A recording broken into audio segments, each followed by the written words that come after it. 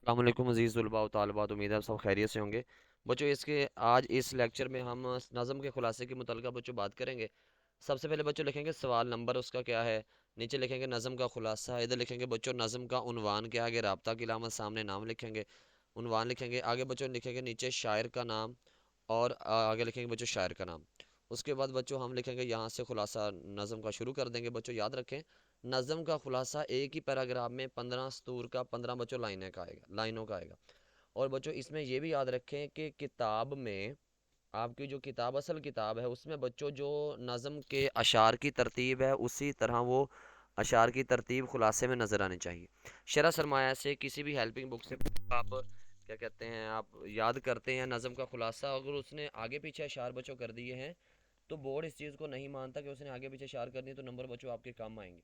इसीलिए किताब जो बच्चों आपके पास है असल किताब है उसमें जो अशार की तरतीब है वैसी ही तरतीब आपकी खुलासे में पेपर में नज़र आनी चाहिए, आपके इम्तिहान में नज़र आनी चाहिए, आपकी उस शीट पर नज़र आनी चाहिए बच्चों।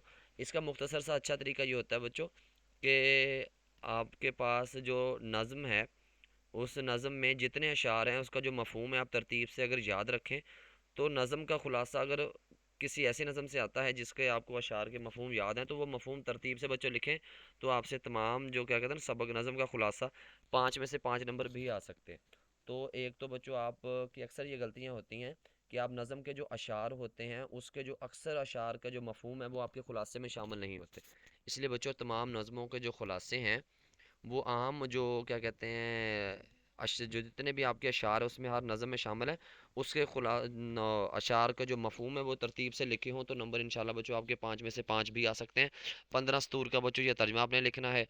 और इस हवाले से याद रखें कि जो दौरान खुलासा किसी भी अशार का मफहूम आपसे मफहूम रहना नहीं चाहिए, तरतीब बच्चों आपकी ख़राब नहीं होनी चाहिए और जो लफ्ज़ों की इमला है वो बेहतर रखें और साफ़ सुथरा लिखें।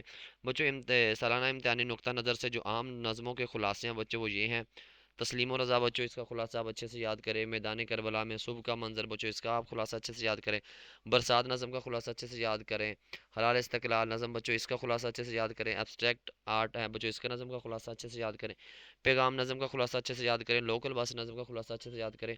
अच्छा बाज़ औक़ात बच्चों ये होता है कि किसी नज़म का खुलासा हमने याद नहीं किया मगर वो आ गया, तो इस अंदाज में बेटा अगर आपको नज़म का खुलासा याद ही नहीं है और आपने याद नहीं किया वो नज़म का खुलासा आ गया, चूंकि ये एक आता है एक ही करना होता है 5 नंबर का बच्चों होता है, तो आपने बच्चों ये याद रखना है कि अगर ऐसा नज़म का खुलासा ऐसी नज़म का खुलासा आता है जिसका मफहूम आप जिसके मफहूम आपके जहन में नहीं है सही से तरतीब से और आपको खुलासा भी नहीं आता, लेकिन आपने बच्चों उस वक्त उस लम्हे ये सोचना है कि ये जो नज़म है इसमें किस किस्म के अशार हैं, थोड़ा बहुत बंदे को अंदाज़ा होता है कि इसमें जो नज़म के अशार हैं वो इस तरह के मफहूम के हैं।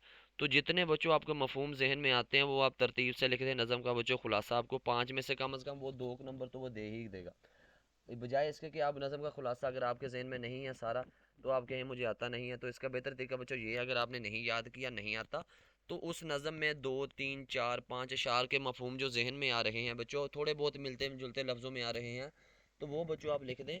कम अज़ कम चले 5 में से 5 या 5 में से 4 नहीं आ रहे तो कम अज़ कम 5 में से 2 या 3 तो बच्चों आएंगे। तो ये नज़म के बच्चों खुलासे के मुतलका कुछ हदायत थी और प्रेजेंटेशन थी बच्चों, इस चीज़ का ख्याल रखें ताकि आपके नंबर इस हिस्से में से 5 में से 5 आएँ और आपकी जो क्या कहते हैं कारकर्दगी वो बेहतर हो सके।